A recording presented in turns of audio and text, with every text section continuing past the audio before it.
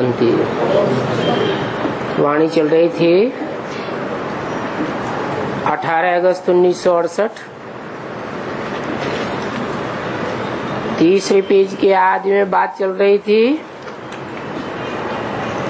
ये ज्ञान की समझने की बातें हैं।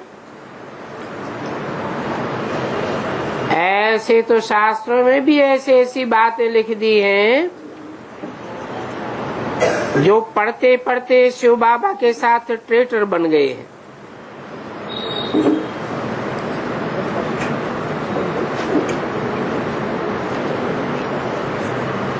पूरे नास्तिक बन गए हैं। कितनी निंदा कराई दी है। तुम बच्चों को भी कब सुनी सुनाई बातों पर विश्वास नहीं करना चाहिए।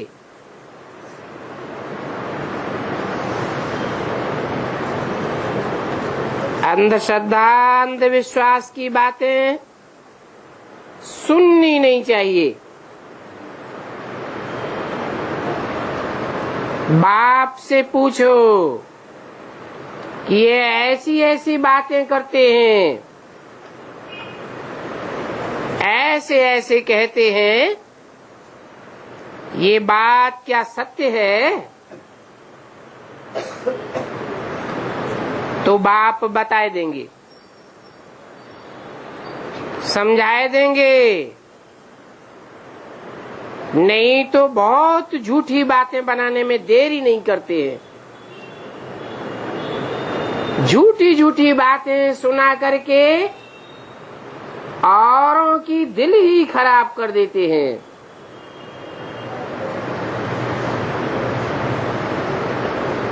फलानी ने तुम्हारे लिए ऐसे ऐसे कहा है,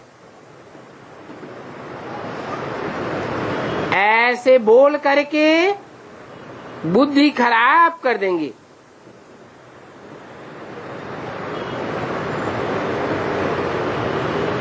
शास्त्रों में भी व्यास की झूठी झूठी बातें सुनकर मनुष्य खाक हो पड़े हैं।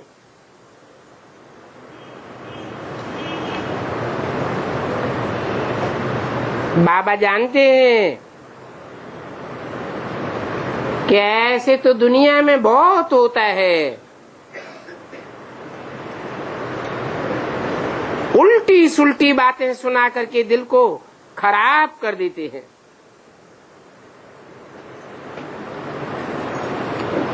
इसलिए कभी भी झूठी बातें सुन करके अंदर में जलना नहीं चाहिए।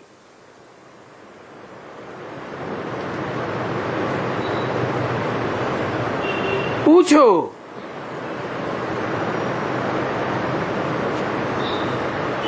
फलानी ने तुमसे मेरे लिए ऐसे ऐसे कहा है।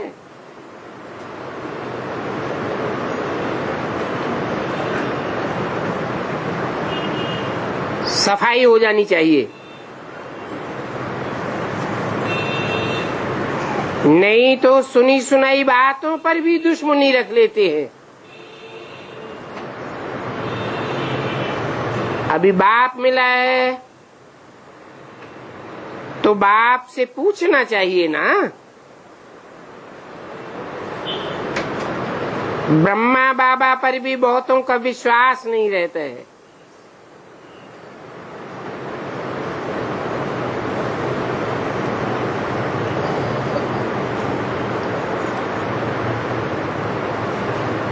शिव बाबा को भी भूल जाते हैं।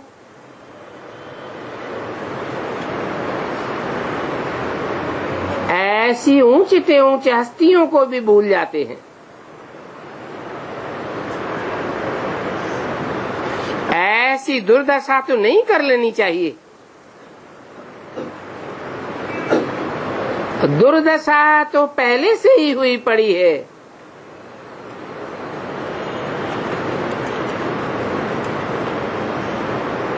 ऐसे फिर जाकर के वहां क्या बनेंगे? एक दो की बातें सुनकर के नुकसान करना, ये तो ट्रेटर का ही काम है।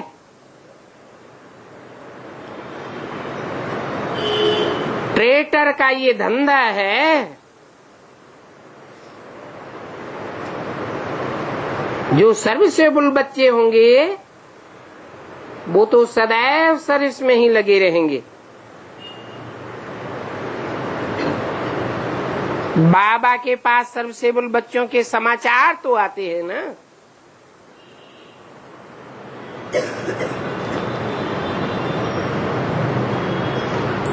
दूतियां ऐसे ऐसे खराब काम करती हैं, झूठी बातें सुना करके औरों की भी दिल खराब कर देती हैं।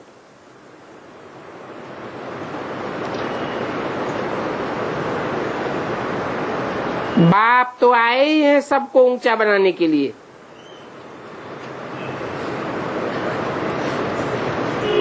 तो प्यार से बच्चों को उठाते रहते हैं। बच्चों को ईश्वरीय मत लेनी चाहिए। बाबा से पूछेंगे तो जवाब ठीक ही मिलेगा। अगर निश्चय ही नहीं होगा, पूछेंगे ही नहीं, तो फिर जवाब कैसे मिलेगा? बाप जो समझाते हैं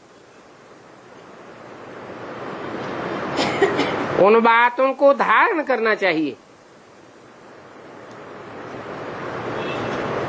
क्योंकि विश्व में शांति स्थापन करने के निमित्त तुम बच्चे बने हो।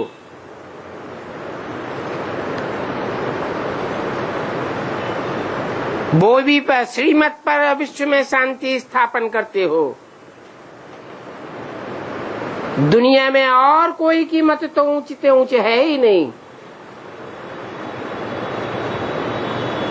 ऊंचते ऊंच भगवान की ही ऊंचते ऊंच मत है।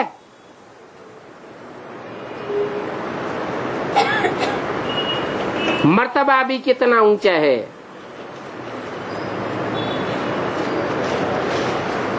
बाप तो ऊंचते ऊंच बनाते हैं। कहते हैं कि अपना ही कल्याण करके ऊंच पद पाओ, महारथी बनो। अगर पढ़ेंगे ही नहीं तो क्या पद पावेंगे?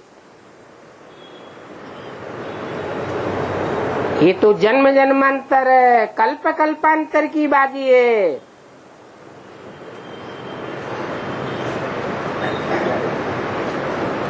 बच्चे जानते हैं कि दास दासियां भी तो नंबरवार ही होंगी ना, और बाप तो ऊंच बनाने के लिए ही आए हैं। परंतु फिर भी पढ़ते नहीं हैं, तो क्या पद पावेंगे? प्रजा में भी ऊंच नीच पद तो होते हैं ना। ये बुद्धि से समझना है।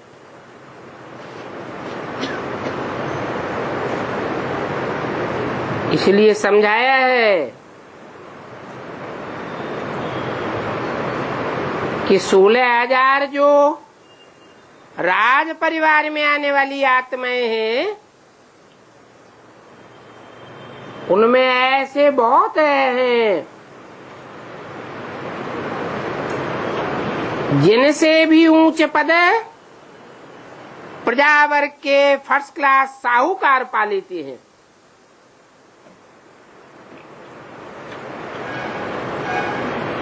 साहूकारों में भी कोई फर्स्ट क्लास साहूकार होते हैं। राजाओं महाराजाओं को भी सहयोग कर देते हैं।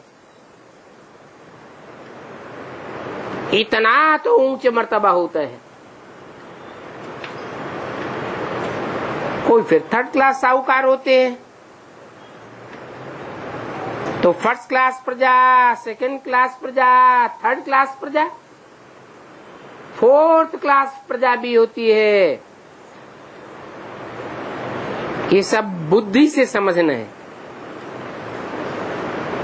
एकदम भैंस बुद्धि नहीं बनना चाहिए। ऐसे तो इस समय सारी दुनिया ही भैंस बुद्धि है।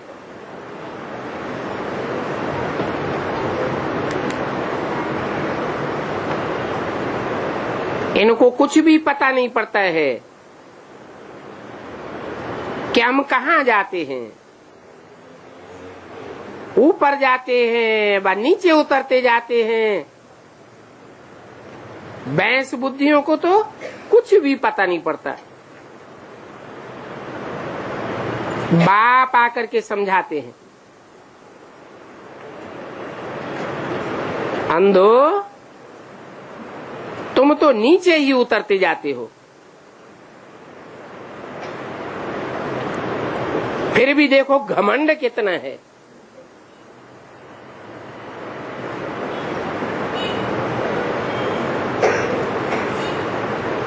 भैंस बुद्धि अर्थात जिनावर,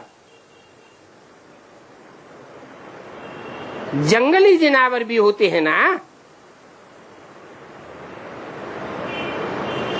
ऐसे ऐसे जंगली जानवर होते हैं, मनुष्यों का भी मांस खा लेते हैं। आगे तो काली पर मनुष्यों की भी बलि चढ़ाते थे।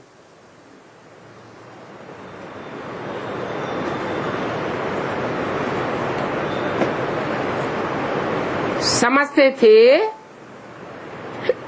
कि जितना ही छोटे बच्चे की बलि होगी उतनी ही स्वादिष्ट होगी। यहाँ ज्ञान में छोटे बच्चे कौन हुए हैं? जो नए नए ज्ञान में आते हैं, सात्विक स्टेज में होते हैं। ज्ञान भी सतो प्रधान, सतो सामान्य, रजो प्रधान और तमो प्रधान 4 अवस्थाओं से गुजरता है।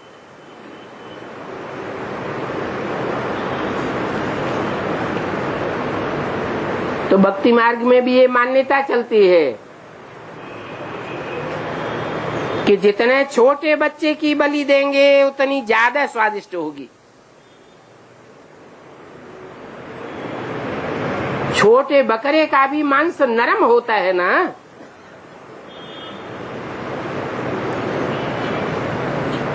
आगे जब महात्मा बुद्ध आए थे, उन्होंने आकर के जब अहिंसा का पाठ पढ़ाया था, उससे पहले तो छोटे बच्चों की ही बलि चढ़ाते थे।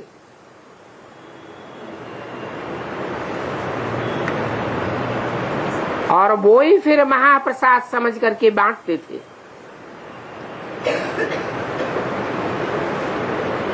ऐसे ये आदमखोर मनुष्य ठहरे ना,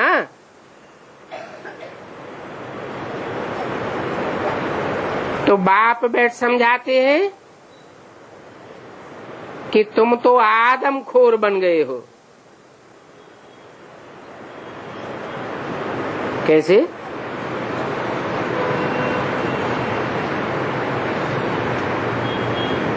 कोई की सेवा की, ज्ञान सुनाया, फिर ज्ञान सुना करके उनको अपना बना लिया। भगवान का वारिसदार, भगवान का बच्चा, भगवान का भक्त तो नहीं बनाया, अपना भक्त बना लिया।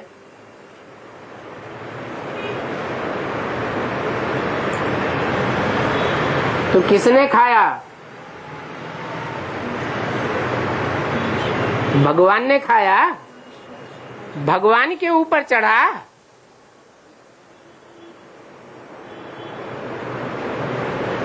बाप कहते हैं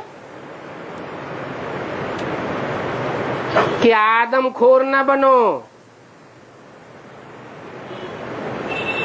ये तो बाद में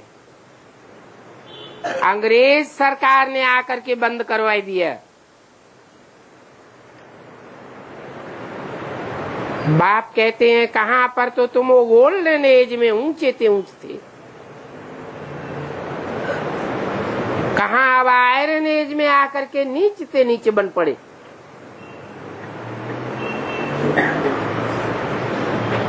मनुष्य बैठ मनुष्यों को ही खा जाते हैं। आयरन एज में कुछ पता ही नहीं चलता है।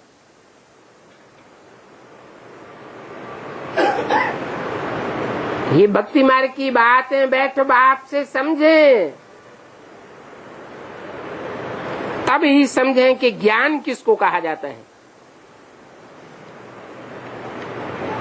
नहीं समझते हैं तो 100% भैंस बुद्धि है।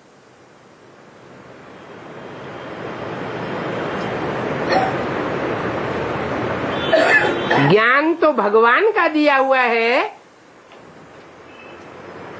या हमारा ज्ञान है? भगवान का दिया हुआ ज्ञान अपने स्वार्थ के लिए यूज कर लिया, अपना पिट्ठू बना लिया, तो भगवान के ऊपर अर्पण होगा या हमारी बातों के ऊपर अर्पण होगा? इतना समझाते हैं, फिर भी एक कान से सुनते हैं और दूसरे कान से निकाल देते हैं। अच्छे अच्छे सेंटर्स के अच्छे अच्छे बच्चों को भी क्रिमिनल बन जाती है। ज्ञान सुनाकर बनाना है सिविल आई।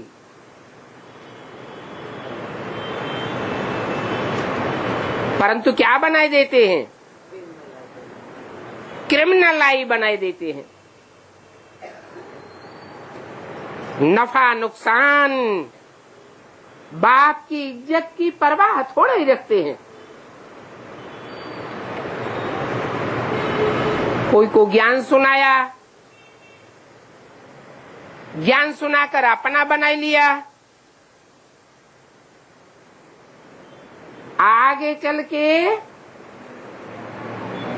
माया की बड़ी बड़ी परीक्षाएं आई तो घबरा करके जिसको ज्ञान सुनाकर अपना बना लिया, उसी के साथ शादी करके बैठ जाते। तो बाप का नाम बाला होगा या बदनाम होगा? कुछ भी नफा नुकसान की इज्जत नहीं रखते। मूल बात है ही क्रिमिनलाई की। बाप कहते हैं ये काम महाशत्रु है, इनको जीतने के लिए कितना माथा मारना पड़ता है। मूल बात है ही पवित्रता की। इस पवित्रता की बात पर ही शुरुआत से कितने झगड़े होते आए हैं।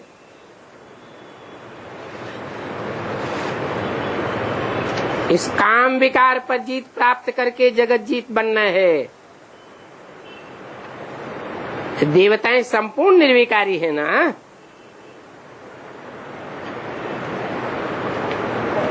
आगे चल के तो सब समझ ही जावेंगे,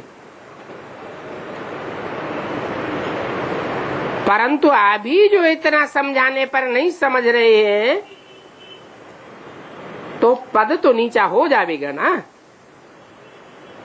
बाप तो जानते हैं कि नई दुनिया की स्थापना तो हो ही जाएगी। अच्छा, माता पिता बाप दादा का बच्चों को याद प्यार गुड मॉर्निंग, रूहानी बच्चों को नमस्ते। एक छोटा सा रात्रि क्लास है 18/8/68 का। बच्चों की बुद्धि में अनेक प्रकार के पॉइंट्स रहते हैं। षष्ठी के आज मध्य अंत को तुम बच्चे जान गए हो, ये समझा सकते हो कि हम परमपिता परमात्मा के जीवन चरित्र या बायोग्राफी को जानते हैं।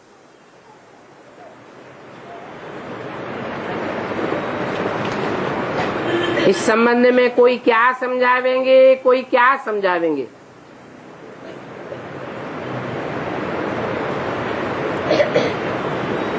कोई तो फिर नहीं समझा पाते हैं।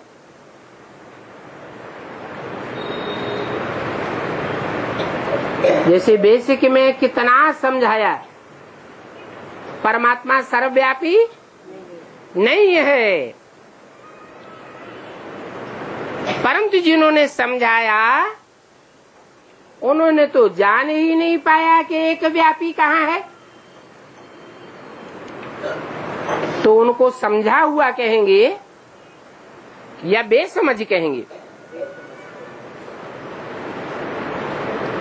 फिर ऐसी एक्ट करने लग पड़ते हैं कि भगवान सर्वव्यापी का सर्वव्यापी ही रह जाता है। बल बड़े बड़े मेगा प्रोग्राम करते हैं, बड़े बड़े पोस्टर छपाते हैं, उनमें त्रिमूर्ति में फिर अपने ही चित्र छापने लग पड़ते हैं।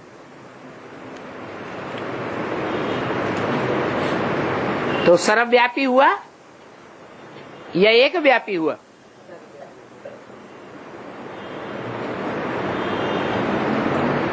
लोग तो कहेंगे कि भगवान सर्वव्यापी है।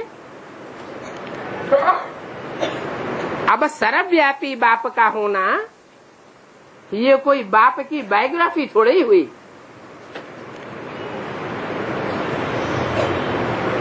बायोग्राफी जीवन कहानी में तो हर एक की जीवन कहानी में कुछ न कुछ विशेषता होती है। एक की जीवन कहानी न मिले दूसरे से। जैसे नेहरू की बायोग्राफी कोई पूछे और फिर कहे कि नेहरू सर्वव्यापी है, तो फिर बायोग्राफी तो नहीं हुई। नटसेल में भी कोई को समझा सकते हैं, बता सकते हैं कि ऊंच ते ऊंच भगवान है, जिसको ही परमपिता परमात्मा शिव कहा जाता है। ऊंच ते ऊंच और नीच ते नीच किस आधार पर कहा जाता है? ऊंच ते ऊंच काम करके दिखावे तो ऊंच ते ऊंच,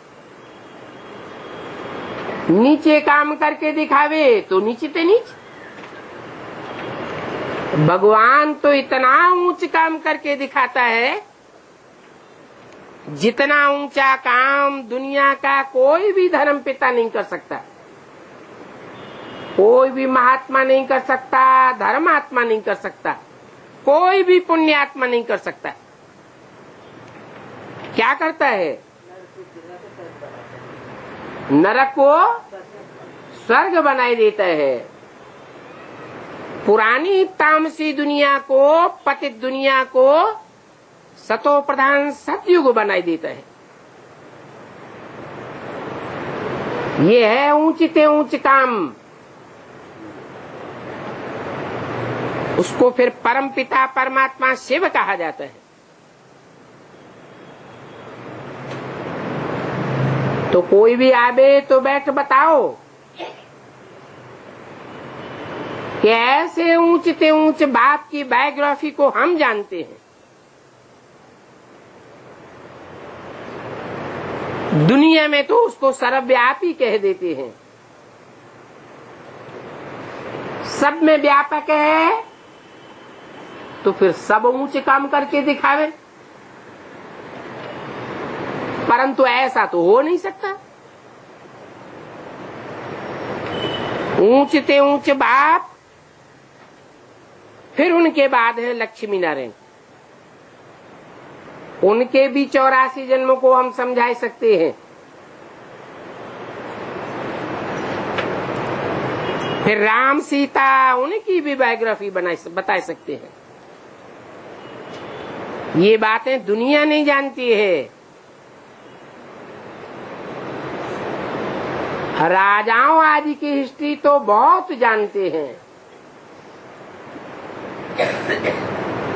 कोई पूछे प्रजापिता ब्रह्मा, जिसको एडम कहते हैं,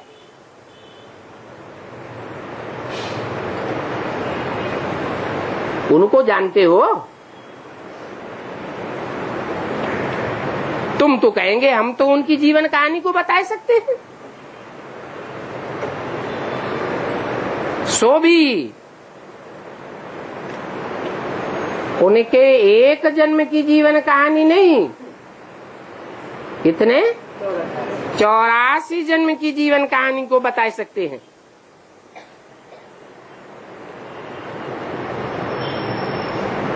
काली का भी बता सकते हैं। बताओ कि जगदम्बा और काली है एक ही। तुम तो उन सभी की बायोग्राफी को जानते हो। सभी 84 जन्म लेने वाले हैं।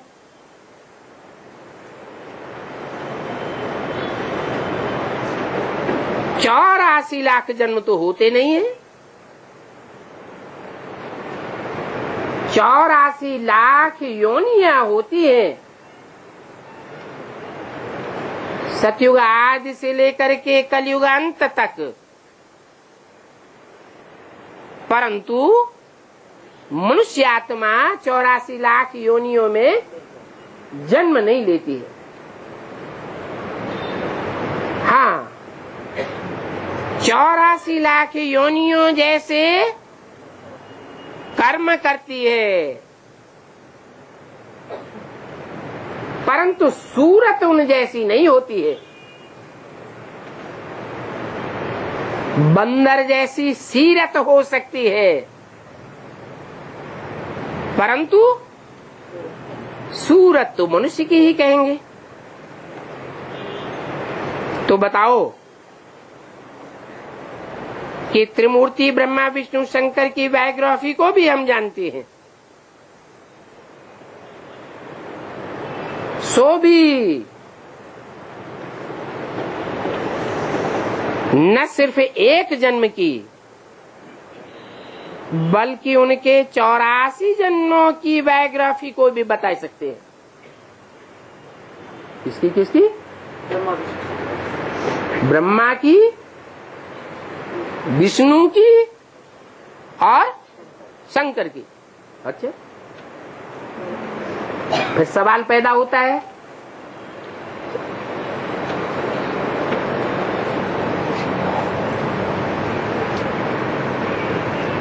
कि ब्रह्मा जिसके 84 जन्मों की कहानी बता सकते हैं, वो एक ही होता है या अनेक होते हैं? शास्त्रों में तो दिखाया है चतुरानन पंचानन, 5 मुख होते हैं, 4 मुख होते हैं।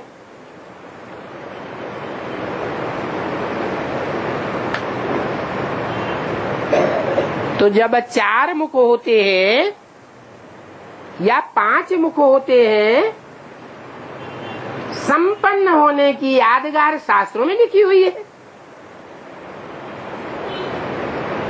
कभी टीवी में ब्रह्मा को बोलते हुए सुना है?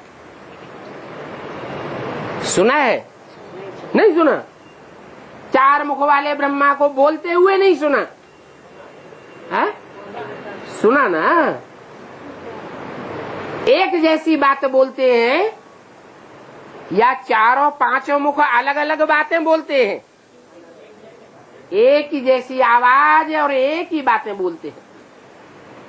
ये संपन्न स्टेज की यादगार है या अधूरी स्टेज की यादगार है? जब उनका संपन्न स्टेज का पुरुषार्थ संपन्न होता है तो एक ही आवाज बोलते हैं। ब्रह्मा सो क्या बनते हैं? विष्णु बनते हैं। विष्णु को भी 4 भुजाएं दिखाते हैं, सर एक दिखाते हैं। इसका मतलब ये हुआ कि चाहे ब्रह्मा हो चाहे विष्णु हो, सब आत्माओं का अपना अपना पार्ट नुधा हुआ है। एक का पार्ट न मिले दूसरे से। हाँ, जब संपन्न स्टेज होती है तो एक भाषा बोलते हैं, उनकी भाषा में भी क्रॉस नहीं हो सकता। विष्णु की बायोग्राफी हम जानते हैं, कोई एक आत्मा तो विष्णु नहीं है, कितनी आत्माओं का संघात मिलकर के विष्णु दिखाया गया है।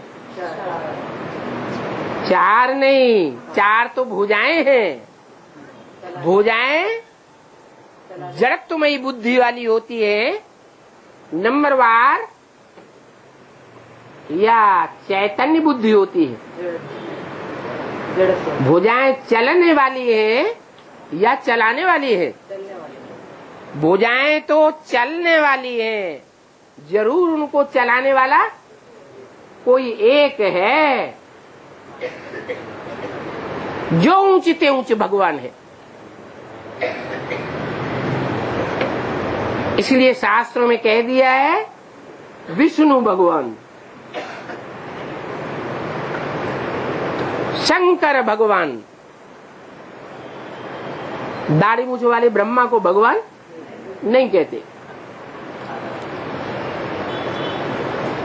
तो तुम तीनों देवताओं की बायोग्राफी को बता सकते हो।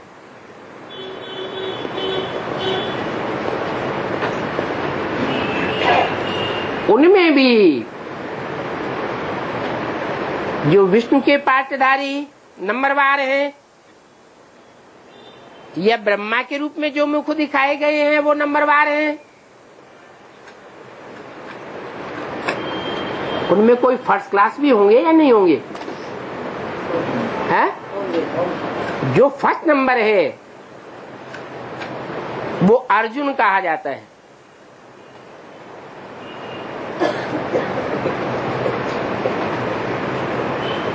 प्रजापिता ब्रह्मा अव्वल नंबर। विष्णु में भी जो चारों भुजाओं को चलाने वाला है वो अव्वल नंबर। तो उनकी बायोग्राफी को भी हम जानते हैं।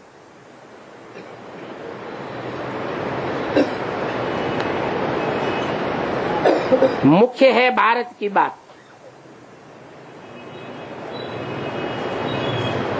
क्या बायोग्राफी बताने में भी मुख्य कौन है? और देशवासी मुख्य नहीं है, भारत मुख्य है। क्यों है? भारत में भगवान है। क्योंकि 4 ब्रह्मा में भगवान का मुकर्रर रूप साबित नहीं होता। विष्णु के जो 4 प्रत्यक्ष करने वाली विशेष आत्माएं हैं, उन सब में भगवान लक्षित नहीं होता। भगवान किस में प्रत्यक्ष होता है? मुकर्रर रूप से। सिर्फ एक ही है।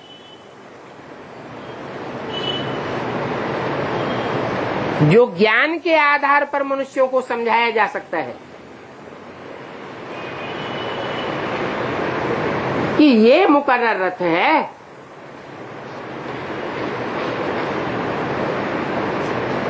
औरों को ज्ञान के आधार पर नहीं समझाया जा सकता।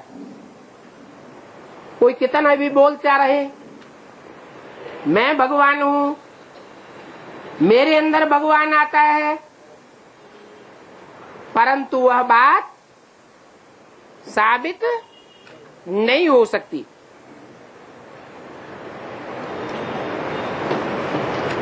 नाम भारत क्यों पड़ा? रोशनी में लगा जाना, हाँ रोशनी। क्योंकि और जो आत्माएं हैं विष्णु के रूप में पार्टधारी हो, ब्रह्मा के रूप में पार्टधारी हो, अलग अलग रूप तो दिखाई है ना, वो सदैव भा अर्थात रोशनी, ज्ञान की रोशनी में रत नहीं रहते हैं। रत रहना माना लगे रहना।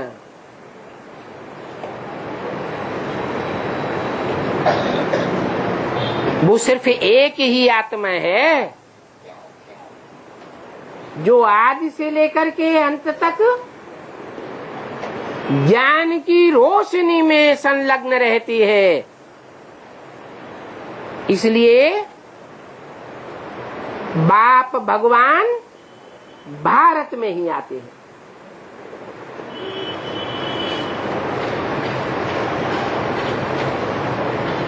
बाप का प्रत्यक्ष रूप क्या है?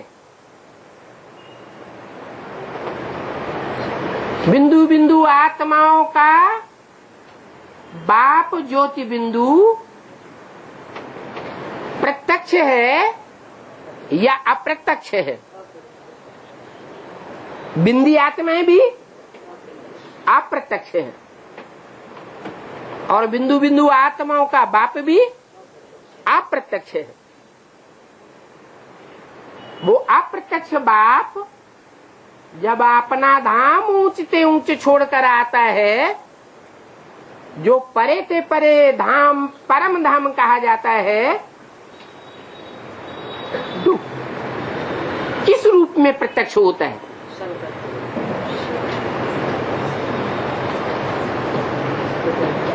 लोग कैसे समझते हैं? क्या चीज है? ज्ञान के आधार पर प्रत्यक्ष होता है। या यूं कहें ज्ञान का प्रत्यक्ष रूप ही परमात्मा बाप है।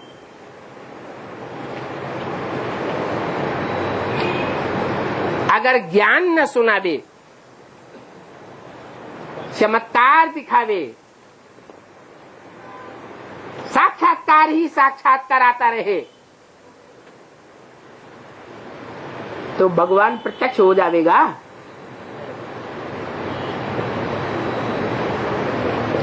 ज्ञान से ही भगवान बाप की प्रत्यक्षता होती है।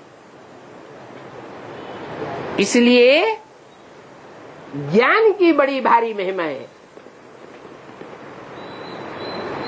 ये पहला पहला बाप का वर्षा है। अव्यक्त बाप का ये अव्यक्त वर्षा है। क्या? ज्ञान। जो जितना ज्ञान उठावेगा वो उतना बड़ा वर्षे का हकदार बनेगा। प्रैक्टिकल में बड़े से बड़े वर्षे का हकदार बनेगा।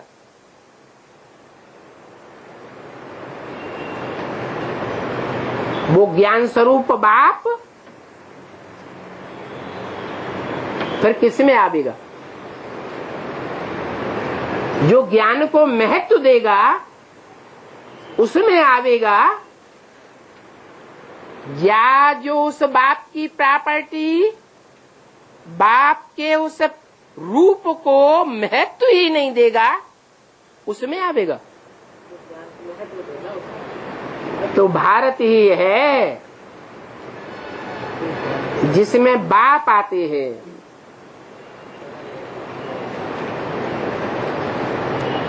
भारत में ही आकर के रचयिता और रचना के आदि मध्य अंत का राज बताते हैं। और धर्म कैसे आते हैं वो भी बाप समझा सकते हैं। कैसे आते हैं? है?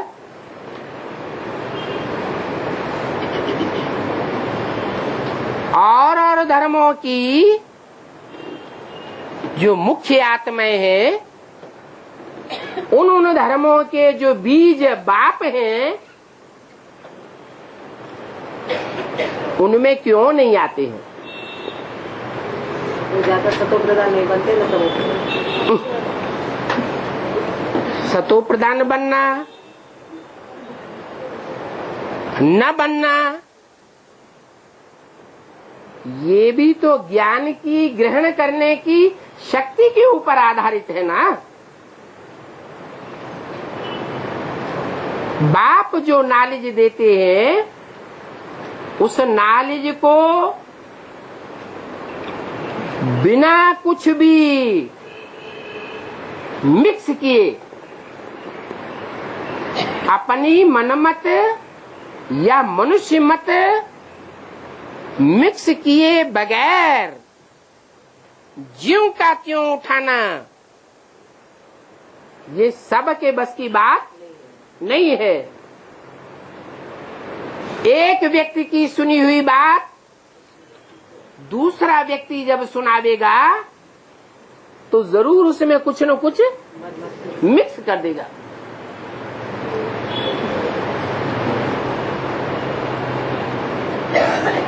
कुमारता का दादी में ये शिफ्ट थी कि ब्रह्मा के मुख से जो भी वाणी निकलती थी,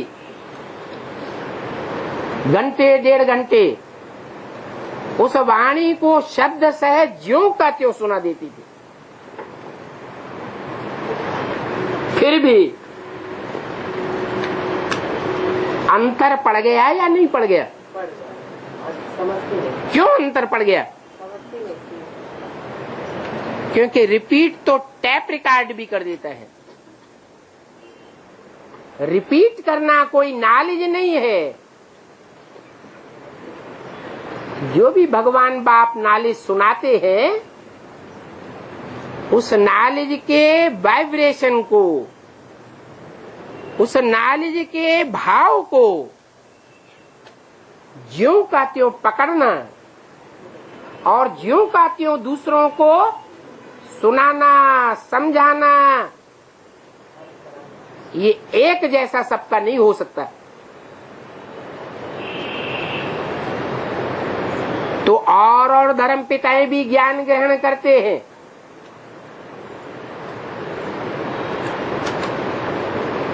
वो स्वयं ज्ञानी होते हैं या भगवान का ही ज्ञान ग्रहण करते हैं? भगवान का ही क्या होता है? भगवान का ही ज्ञान। भगवान जब संगम युग में आता है तो भगवान का ही ज्ञान और धर्म पिताएं भी ग्रहण करते हैं।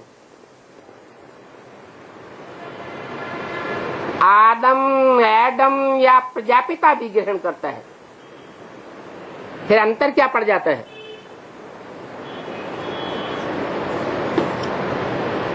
अच्छी तरह समझते हैं। अंतर पड़ता है जो और धर्म पिताएं हैं, वो अपन को आत्मा समझने की उतनी प्रैक्टिस नहीं करते। आत्मिक स्थिति में रह करके भगवान बाप के ज्ञान को नहीं सुनते। कुछ न कुछ देह का अहंकार रह जाता है। इसलिए बाप बार बार दोहराते हैं। क्या कहते हैं? अपन को आत्मा समझ मुझ बाप को याद करो, नहीं तो वर्षे में बहुत अंतर पड़ जाएगा। तो और धर्म पिताएं कैसे आते हैं? एक साथ आते हैं क्या? नंबरवार एक के बाद एक क्यों आते हैं? दुनिया ऊंची स्टेज से नीची स्टेज में उतरती रहती है। सतो प्रधान से तमो प्रधान स्टेज में उतरती रहती है। फिर उनका टाइम कैसे नूद हो जाता है आने का?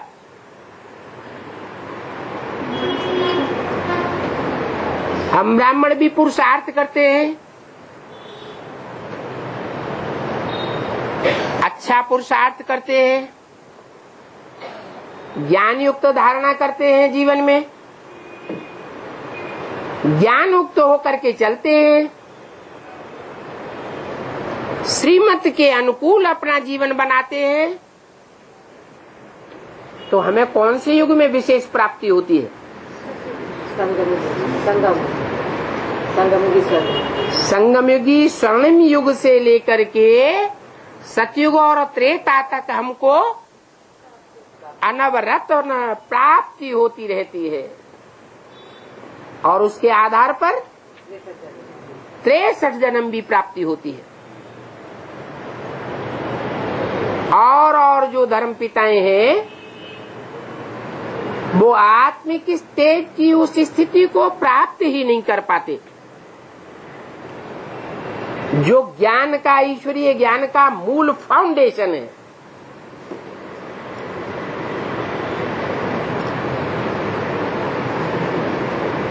वो धर्म पिताएं अभी ज्ञान में निकले होंगे या नहीं निकले होंगे? नहीं। वो धर्म पिताएं जो परमधाम से डायरेक्ट द्वापर कलयुग में आते हैं, है? आप नहीं, अकेले नहीं बोलिए। वो धर्म पिताएं अभी ईश्वरीय ज्ञान को पकड़ा होगा या नहीं पकड़ा होगा? इस दुनिया में है या नहीं है? दुनिया में तो है, लेकिन ईश्वरीय ज्ञान की बातें अभी पकड़ ले, ये नहीं हो सकता। क्योंकि जो जितना देह अहंकारी होगा उतना ज्ञान की बातों से दूर रहेगा।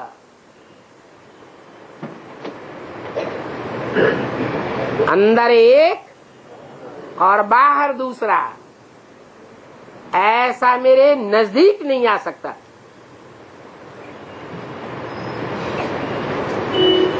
है तो नंबर बार।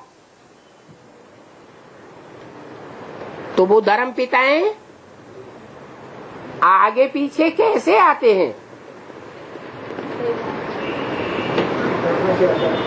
धारणा के आधार पर आते हैं। त्रिमूर्ति और गोला समझाने के लिए बहुत अच्छा है। क्या समझाने के लिए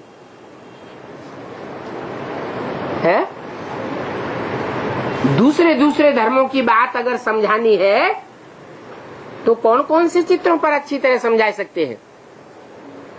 गोले के चित्र पर और झाड़ के चित्र पर समझा सकते हैं। बता सकते हैं कि आधा कल्प तो है एक धर्म, बाकी आधा कल्प में अनेक धर्मों का आवर्तन होता है। इसलिए उसको कहते हैं द्वापुर, द्वैतवादीपुर। इन बातों का सारी दुनिया के मनुष्य मात्र को पता नहीं है।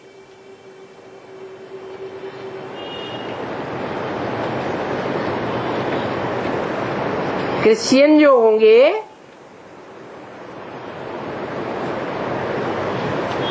इन बातों को न जानने के कारण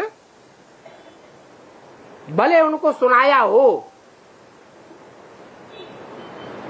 तो भी विश्वास करेंगे? विश्वास ही नहीं करेंगे। वो क्राइस्ट का बाइबल ही सुनाते जाएंगे और क्या सुनावेंगे? परंतु तुम बच्चों की बुद्धि में तो सारी बातें हैं। तुम समझा सकते हो कि हम रचयिता और रचना के आदि मध्य अंत को जानते हैं, इसलिए हम आस्तिक हैं। हम आस्थावान किस लिए हैं? हम जिसके ऊपर आस्था रखते हैं उसकी बायोग्राफी को हम जानते हैं, इसलिए हम आस्तिक हैं। दुनिया में जो भगवान बाप को नहीं जानते हैं तो वो उसकी बायोग्राफी को भी नहीं बता सकते हैं।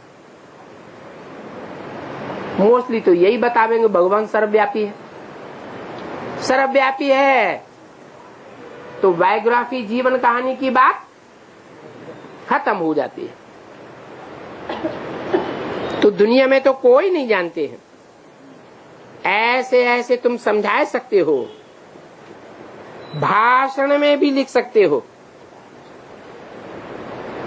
जो ऋषि मुनि थे वो परमात्मा को और उनकी रचना के आदि मध्य अंत को नहीं जानते थे। इतने बड़े बड़े विद्वान पंडिताचार्य ही नहीं जानते थे, परंतु देखो वंडर है,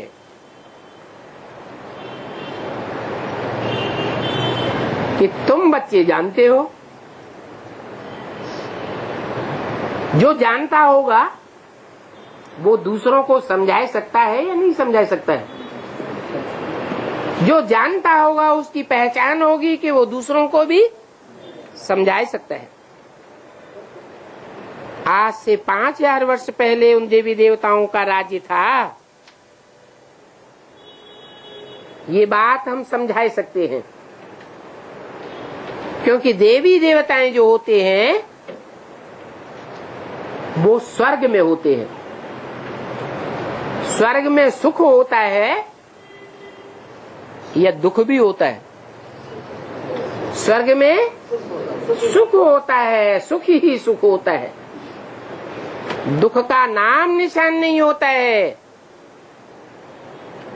इसलिए स्वर्ग में कोई भी दिन नहीं गिनता, समय की काउंटिंग वहां होती है? नहीं होती है।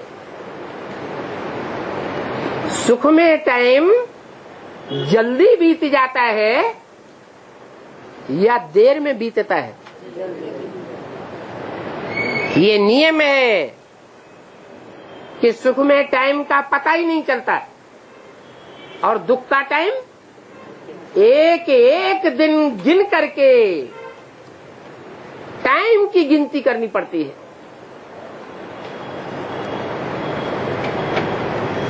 तो बात स्पष्ट है, जिस दुनिया में समय की गिनती करनी पड़ती है उसकी हिस्ट्री बनाई जाती है। मनुष्यों की इस द्वैतवादी दुनिया में 2500 वर्ष की हिस्ट्री मिलती है। उस 2500 वर्ष में दो मतें फैलाने वाले दूसरे दूसरे धर्म पिताएं आए, और जब परिवार में ही समझो 2 मतें हो जाएं तो झगड़ा होगा कि नहीं? झगड़ा जरूर होता है। तो ये द्वैतवादी दुनिया द्वापर युग है, जहां से दुनिया में झगड़े, फसाद, मारा मारी होती आई है।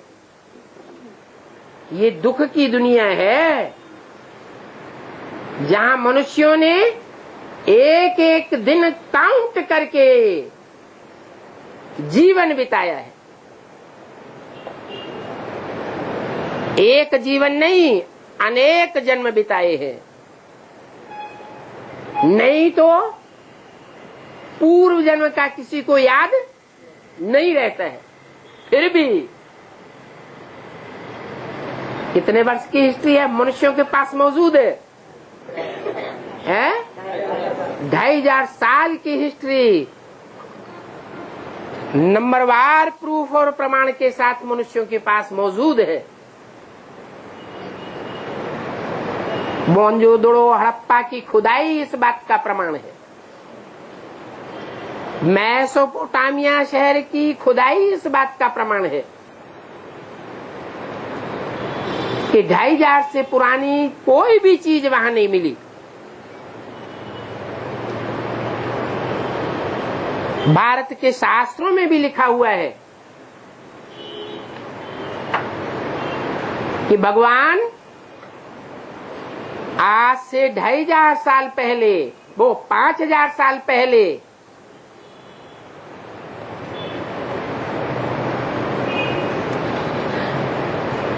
कौन से युग के अंत में आया था?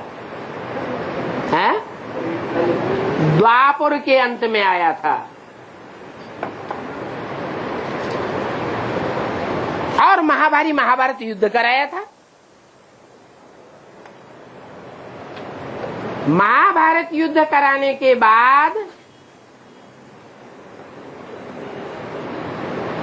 सुख की दुनिया आनी चाहिए या दुख की दुनिया आनी चाहिए? है सुख की दुनिया आनी चाहिए, तो भगवान के आने का महत्व है।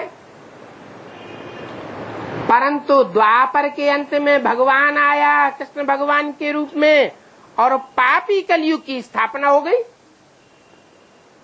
तो पाप की दुनिया में दुख होगा या सुख होगा? दुख ही दुख होता है। तो ये शास्त्रों की थ्योरी ठहरती नहीं है,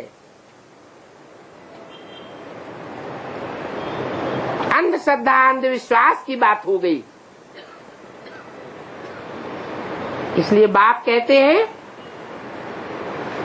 ये समय की जो गणना है हिस्ट्री के अनुसार, वो मनुष्यों के पास सिर्फ 2500 साल की है। 5000 वर्ष पहले की बात को जो उन्होंने गणना करके दिखाया है, वो शास्त्रों की कपोल कल्पित बातें हैं, वो पुराण पंथी है, वो कोई हिस्ट्री नहीं है। उसका कोई भी प्रूफ मनुष्यों के पास नहीं है। सच्चाई ये है कि जो 2500 वर्ष की हिस्ट्री प्रूफ सहित मनुष्यों के पास मिल रही है, वो दुख की दुनिया की हिस्ट्री है। और दुख और सुख, दुख होता है कुमति से। कौन सी मति से? कुमति से। और सुख होता है सुमति से। तो शास्त्रों में भी लिख दिया है, जहाँ सुमति तहाँ संपत्ति नाना, जहाँ कुमति तहाँ विपत्ति निधन। सुमति देने वाला कौन है? सो कोई को पता ही नहीं है। बुद्धिमानों की बुद्धि एक ही परमपिता परमात्मा है, जिसकी बुद्धि कभी भी भ्रष्ट नहीं होती। मनुष्य तो जन्म मरण के चक्र में आते आते, देह के सुख भोगते भोगते, मन बुद्धि रूपी आत्मा को नीचे गिराए देते हैं या बचे रहते हैं? नीचे ही गिराते चले जाते हैं। एक ही आत्मा ऐसी है मनुष्यों के बीच में पार्ट बजाने वाली, जो कभी भी नीचे नहीं गिरती है, जन्म मरण के चक्र में नहीं आती है, गर्भ से जन्म नहीं लेती है। ये उसी आत्मा का कमाल है जो आकर के इस सृष्टि पर स्वर्ग स्थापन करती है। जरूर सदाकाल स्वस्थिति में रहने वाली आत्मा होगी,